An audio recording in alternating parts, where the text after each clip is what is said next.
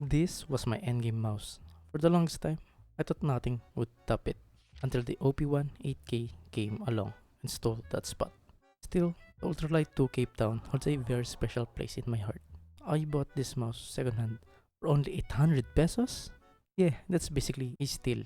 I didn't even hesitate. As soon as I saw the listing, I messaged the seller instantly. A few days later, it was mine. And as with any second-hand mouse I buy, the first thing I did was give it a proper deep clean. I disassembled it, dunked the shell in warm, soapy water, scrubbed away every bit of gunk, and made sure it looked and felt fresh out of the box.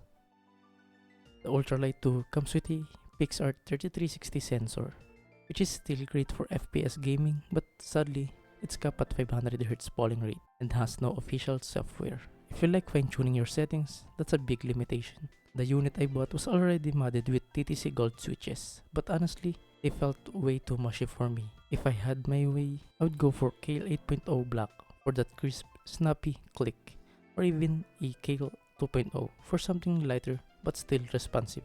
The scroll wheel, honestly, it's terrible.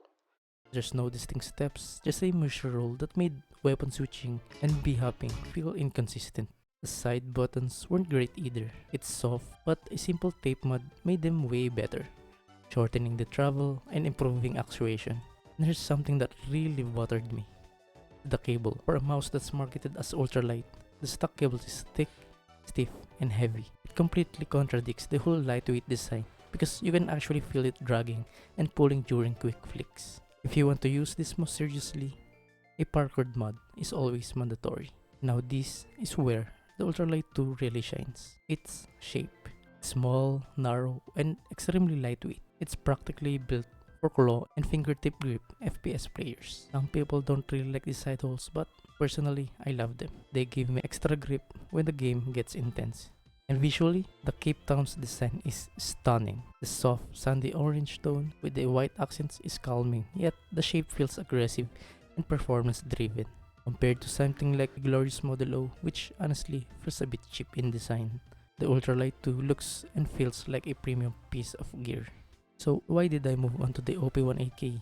Well, it wasn't just about the shape, although the OP18K fits my hand even better. It's about the features and performance. The OP18K has 8000Hz polling rate versus the Ultralight 2's 500Hz, which means the OP18K feel near instant and tracking is buttery smooth. It is fully adjustable through software, so I can fine-tune the DPI, the bounce time, lift-off distance, something the Ultralight 2 can't do natively. It also has a better stock switches and scroll wheel, so no need for mods right out of the box. It has a light, flexible paracord style cable that doesn't fight you during your intense gameplay. And my personal favorite, its shape. The shape gives my finger a natural resting point and prevent them from sliding inward during intense matches, which actually makes long-term sessions way more comfortable than on the Ultralight 2. In short, the OP18K is like the Ultralight 2 but evolved, keeping the competitive feel while also adding all the modern features I wanted. For pros and cons, that it has a beautiful and unique design. It is also a perfect small and narrow shape for FPS. And lastly is that it is lightweight. And as for cons, is the 500Hz polling rate. There's also no official software and the stock scroll wheel and side buttons are way too mushy. And lastly is the thick, heavy cable that drags on the mousepad. Even with its flaws, mainly the polling rate limitation in the cable, I still think that the Ultralight 2 Cape Town is one of the best mice ever made. But for my current setup, the OP18K has taken the crown with its higher polling rate, full software control, flexible cable, and those comfortable shape. In the end, I sold my Ultralight 2 for 2,700 pesos and put that towards upgrading my Aula Win60HE, which I'll be creating a video. So yeah, the Ultralight 2 might not be my endgame anymore, but it's still a mouse I'll never forget.